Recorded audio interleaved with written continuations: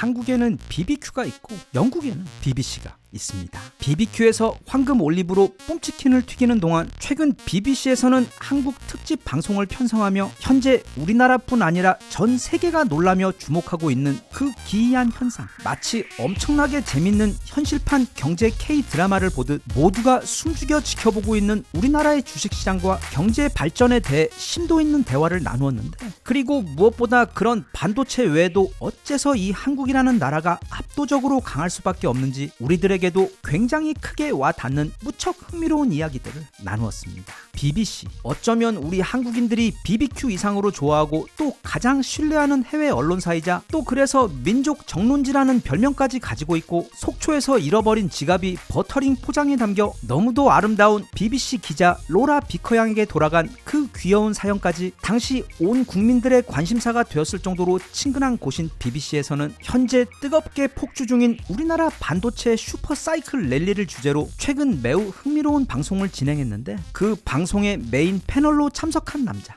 무려 지난 1995년부터 아시아 경제와 금융시장을 분석하고 있는 베테랑 중에 최고 베테랑 전문가인 네덜란드 출신 HSBC 아시아 태평양 주식 전략 총괄 헤럴드 반더 린드는 단지 지금 큰 관심을 받고 있는 한국의 반도체뿐만 아니라 한국의 경제적 체력 전반에 대한 엄청난 극찬을 동반한 매우 설득력 있고 또 한국인으로서 들으면서 자부심이 뿜뿜 느껴지는 너무도 훌륭한 분석을 내놓아 그 기분 좋은 내용 여기 함께 살펴볼까 합니다. 먼저 이 귀한 대화 자리의 초반 주제는 최근 한국 주식시장이 얼마나 믿기 힘든 수준으로 폭등하고 있는지에 대한 이야기였고, 그때 헤럴드 총괄은 여기 보이는 이 그래프를 보여주면서 실제로 최근 가장 실적이 좋다는 미국 S&P 500과 비교를 해봐도 저 바닥에서 시작해 현재 그 등폭이 비현실적일 정도로 가파르다는 점을 지적했습니다. 여기에 또 다른 참가자인 한국 쪽 전문가인 제이크 권님도 자신 역시 아버지께서 올해 초 주식시장이 폭발적으로 폭등할 시점에 이건 정상이 아니라며 걱정하시며 빨리 주식을 팔라고 조언을 해주셨다고 말씀을 했을 정도로, 그리고 또 얼마 전 한국의 새로운 대통령이 당선되었을 때 그때 대통령이 선언한 목표치가 5천이었는데 당시 그건 너무도 꿈만같이 높은 수치여서 한국에서도 아무도 실제로 5천을 달성할 것이라고는 믿지 않았는데, 그랬던 상황이 이건 뭐 최근 무려 8천까지 뚫어버리면서 해외에서도 그렇겠지만 한국에 거주하는 한국인들 또한 지금 엄청나게 놀라고 있다고 현지 상황을 전했습니다.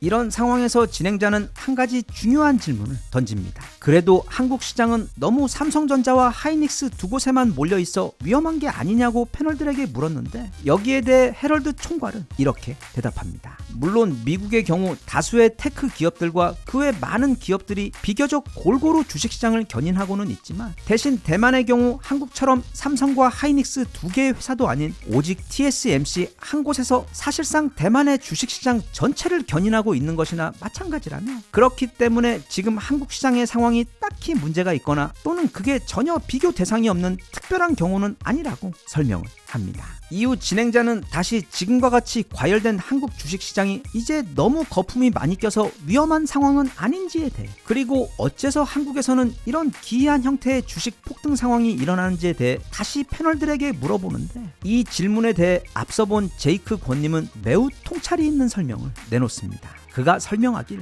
일단 한국인들이 최근 이렇게 엄청나게 주식시장으로 몰리는 이런 상황은 한편으론 한국은 특이하게도 주식으로 인해 얻어지는 수익에 대해서는 정부가 세금을 매기지 않기 때문에 바로 그 부분을 지금 폭주 중인 한국 코스피에 대한 배경의 한 이유로 설명한 후 이후 한국인이 아니면 절대 알 수 없는 매우 중요한 이야기를 합니다. 바로 한국인들은 원래부터가 민족적으로 위험과 리스크를 감수하는 것을 두려워하지 않는 사람들이기 때문에 지금처럼 주식시장이 비정상적으로 과열되며 말 그대로 폭등하고 있는 상황이 되자 오히려 이건 한국인들이 가장 익숙하고 즐기는 그런 상황이기 때문에 지금 한국의 투자자들은 원래 그들이 행동하던 대로 행동하고 있을 뿐이라고 설명하며 현재 한국 시장과 우리 한국인들의 특이한 종특을 연결지어 깔끔하게 정리를 해주었습니다. 실제로 여기 제이크 권님의 말처럼 최근 우리나라 주식시장은 이게 무슨 위급이 맞기 시작한 직후의 몸무, 그리고 그걸 끄는 직후 마치 하이닉스처럼 무섭게 폭등하는 사람의 몸무게처럼 지난 3월 4일에는 단 하루 만에 12%가 폭락을 하더니 그 바로 다음 날에는 또 약 10%가 다시 폭등을 폭등을 했고 이번 주만 하더라도 8일날 8.3%가 한꺼번에 빠지더니 다시 그 다음 날인 9일에는 8.2%가 오르고 12일에는 또다시 8.3%가 추가로 오르는 등 거의 극단적인 조울증 환자 수준의 믿기 힘든 등락폭을 보여주고 있습니다. 게다가 지금 멕시코 월드컵에서 첫 경기를 치른 우리 선수들 축구 경기도 보면, 그리고 팬들도 보면, 아니 다들 절대로 이번에 축구 안 본다고 하더니만 고작 10시밖에 안 됐는데 JTBC 유튜브 채널에 동시 접속자가 막 거의 70만 명이 달라붙어 대기하고 있고, 게다가 해당 경기 역시 첫 골을 먹으며 일단 우리에게 익숙한 그 디폴트 지옥에서 출발을 한 다음 그 다음 동점골, 그리고 다시 역전골을 넣으며 그렇게 일단 얼음처럼 찬물에 빠지며 시작한 다음 다시 가슴을 쓸어내리게 만드는 동점골을 넣은 다음 곧이어 이제는 도파민이 화산처럼 폭발하는 역전골까지 넣어버리면서 우리 한국인들 입맛에 아주 딱 맞는, 그리고 우리 주식시장과도 참 비슷한 매우 한국적인 경기를 보여주었던 것처럼 이제는 웬만한 업앤다운 가지고서는 심장이 반응조차 하지 않는, 지난 수천 년 동안 그렇게 무너지고 다시 쌓아 올리고 이내 폭발적으로 역전하는 마치 스릴 중독자 같은 우리나라 사람들에게 매우 만족스러운 멋진 경기였습니다.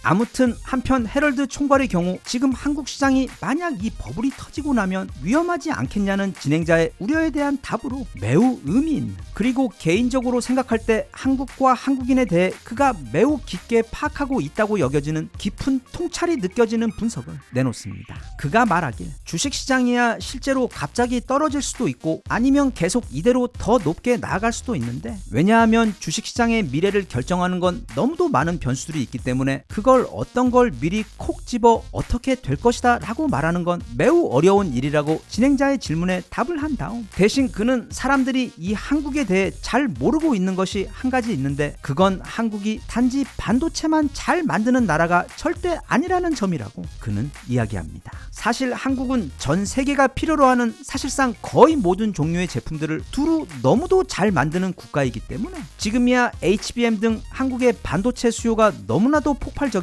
한국이 가진 그러한 다른 강점들이 좀 가려져 언급되지 않는 부분이 있을 뿐, 한국에게는 반도체 외에도 앞으로 전 세계의 수요를 채워줄 수많은 다른 강력한 강점들이 가득 있기 때문에 결국 그는 한국 경제에 대해서는 걱정을 하지 않는다고 자신의 분석을 정리했습니다. 정말 헤럴드 총괄의 이 말은 너무도 중요한 것이라 우리나라 초등학교 정규 교육 과정에도 꼭 포함을 시켜 우리나라 아이들이 모두 다 이 사실을 알고 있어야 할 정도로 이건 우리나라를 이해하는 데 있어 너무도 중요한 부분인데, 그러니까 실제로 우리나라는 전 세계에 그 비교 대상이 없을 정도로 특이한 나라입니다. 지금도 매일 보면서도 믿기지 않는 문화적 성공이나 갑자기 프랑스도 제쳐버리며 급발진 중인 우리나라 화장품의 저력 같은 건 따로 이야기하지 않더라도 우리는 단순히 무기만 전 세계에서 가장 잘 만드는 것도 아니고 경제 중에서도 단지 반도체만 잘 만드는 것이 아닌 그냥 제조업이 아우르는 사실상 모든 분야, 즉 전 세계에서 가장 품질이 좋은 손톱깎이부터 시작해서 최첨단 미사일과 스텔스 전투기까지 다 만들어내는 것도 모자라, 아니 심지어 그것보다 더 기본이 되는 철 생산 또한 전 세계에서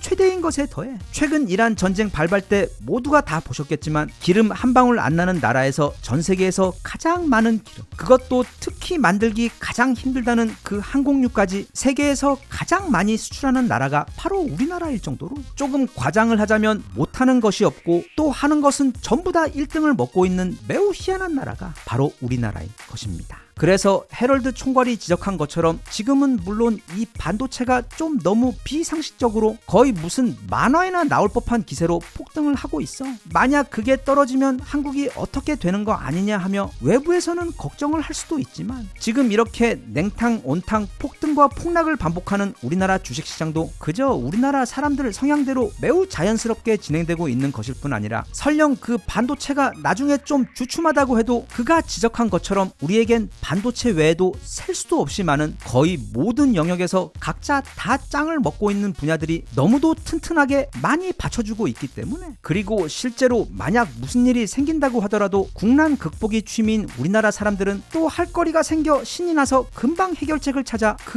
모든 걸 다시 정상으로 돌려놓을 것이기 때문에 우리 한국 걱정은 그리 할 필요가 없어. 흘린 그 충격적인 블룸버그 세계 전망 영상처럼 어쩌면 내년이 되면 우리나라는 새로운 천조국이 될지도 모르는 상황입니다. 세계 1, 2 기업이 모두 다 한국에서 탄생하고 또 그 외 수많은 다른 분야에서도 이미 1위를 독차지하고 있는 우리나라가 부디 이 상승기를 잘 타고 오래오래 꾸준하게 성장하기를 기원하며, 또 기왕 이렇게 된 거 다음 주 있을 타코 멕시코와의 2차전에서도 우리 소중한 선수들이 다시 한번 지옥과 천당을 오가는 도파민이 폭발하는 멋진 한국식 경기를 펼쳐줘서 한국에서 응원하고 있는 우리 팬들이 간만에 또 한번 격한 흥분을 느끼게 해주었으면 좋겠습니다.